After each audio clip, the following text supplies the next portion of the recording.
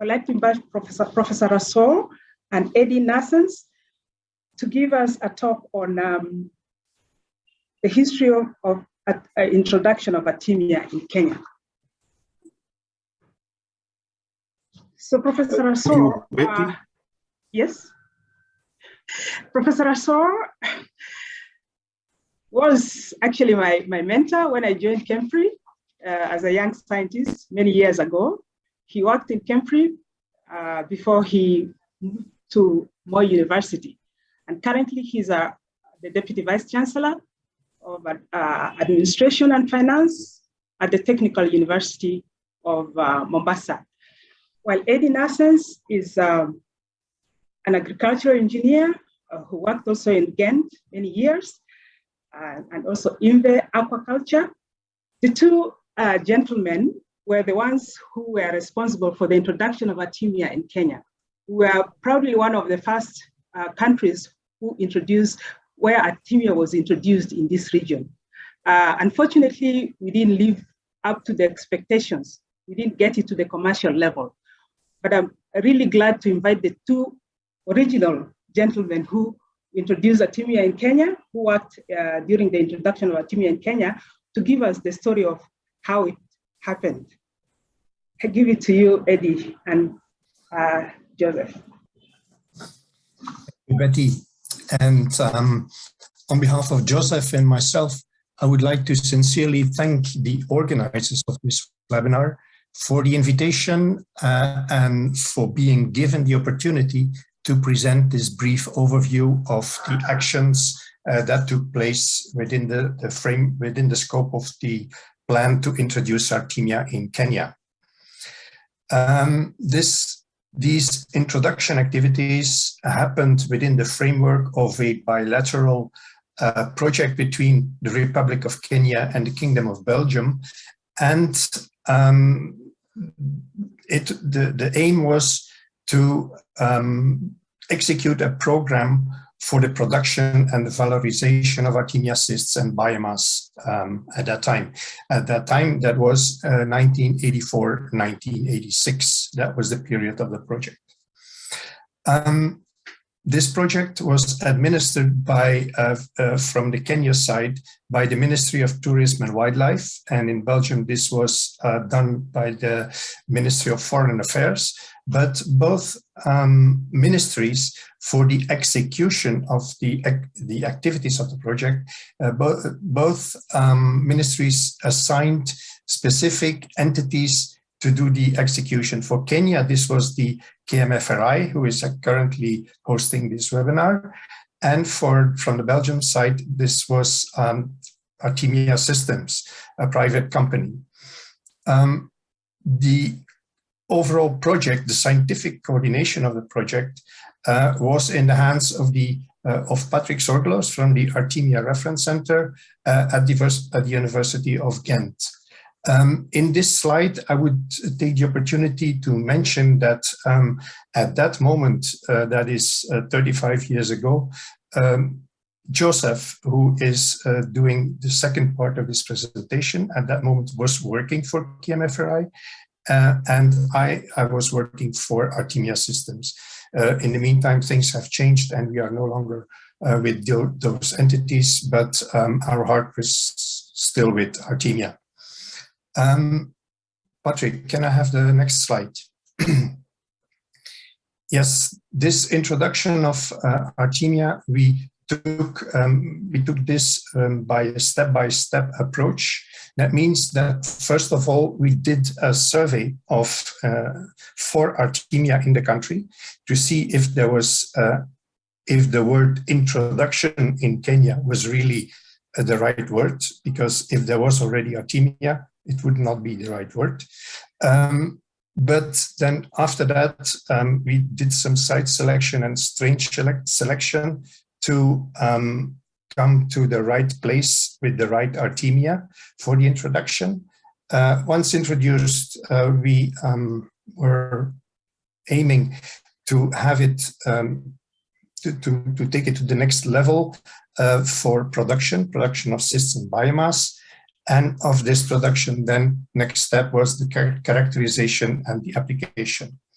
The first step, as I said, was the survey in the country, and we surveyed actually two main environments. The first environment was the inland salt lakes, of which we thought there might be a possibility to find Artemia.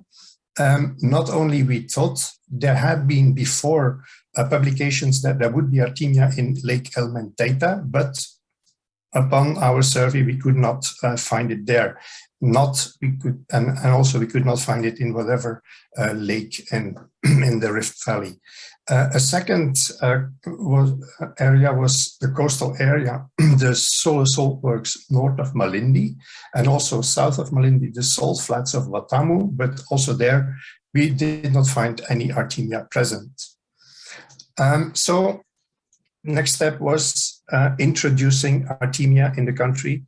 And for that, we had two things to do: the site selection, and it was decided together with the scientific coordination to go for the coastal area, the coastal solar salt works north of Malindi, where we find a great willingness of the management of these salt works to cooperate with the project. We also had seen that in these salt works there was sufficient pond surface of adequate salinity, and we also had seen that the water intake, the water that flew into the salt works, was of a high nutritional value. In the next, in this screenshot, you can see that there was an extra argument to go for that area, and that was the proximity of a pilot shrimp project from FAO, UNDP, Kenya government, where we could then eventually go for the application, the direct application of any production of Artemia. What strain should we use to get Artemia there? From former work by Patrick and his colleagues, it was seen that Artemia franciscana, originating from the San Francisco Bay Area, had been proven to be very adequate to be used for introductions in tropical areas. And for that reason, we also opted for this Artemia strain. Yeah. So we had the inoculation done at two moments, both in April 1985. The first inoculation was in the Fundisha Salt Works. I will not go over all the details because the slides will be available and the presentations are recorded, but we found there the good opportunity for introduction. Can you go for the next slide, Patrick? Yeah, here are some pictures of what happened on this 5th of April. That was on Good Friday on 1985, when the first inoculation was done. Here in the bottom, you see Joseph introducing the first Artemia in the Fundisha Salt Works. Yeah. A second inoculation place was further north, was in Kurawa Industries, also solar salt works, where we did also the inoculation, but at a much lower density. Later we will see that both densities, differing 10 times, were adequate to have a sustainable, to have permanent population. Yes.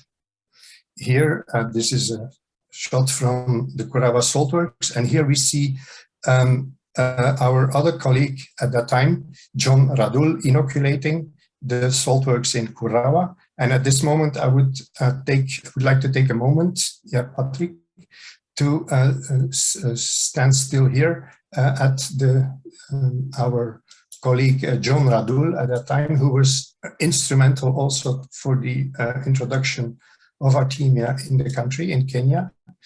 John, who left us much too early, like 3 years ago, we lost John, who was a dedicated researcher at KMFRI. And after the project finished, he also obtained his MSc at the Artemia Reference Center in Ghent, and further then a PhD in at the Rhodes University in South Africa. And later on, he became a lecturer in the university in Kenya. At this point, I would like to switch this presentation and give the word to Joseph to continue the further slides of this presentation. Joseph, can you take over now? Thank you, Eddy. We inoculated in the two salt ponds, that is Fundisha and Kurawa, and because of natural propagation, we thought that we did not inoculate Malindi salt works and the rest of the other salt works, because we expected birds to do natural propagation. So the inoculation densities were about 2.5 nuclei per liter in Fundisha and 0.25 nuclei per liter in Kurawa. And within 10 days following the inoculation, reproduction was evident. Then we met some problems during the long rains, that is April to June, which resulted in drastic dilution of the brines. And although this was favorable for algal growth, but it had a problem with the cyst production. During the short dry rains, the dry season, cyst production again improved, and the long dry season, again, the cyst production improved. Let's see the next slide, Betty. The important message is that populations were established despite the challenges of the long rains, because after that, we were able to do sampling, and we were able to confirm that populations were established. So, like I said, the natural dispersion was expected, did take place in Ken Salt, that is Kenya Salt Works, and also at Malindi Salt Works. And the dispersion, this one's basically from dispersion by birds. And next slide, please. Then we did characterization.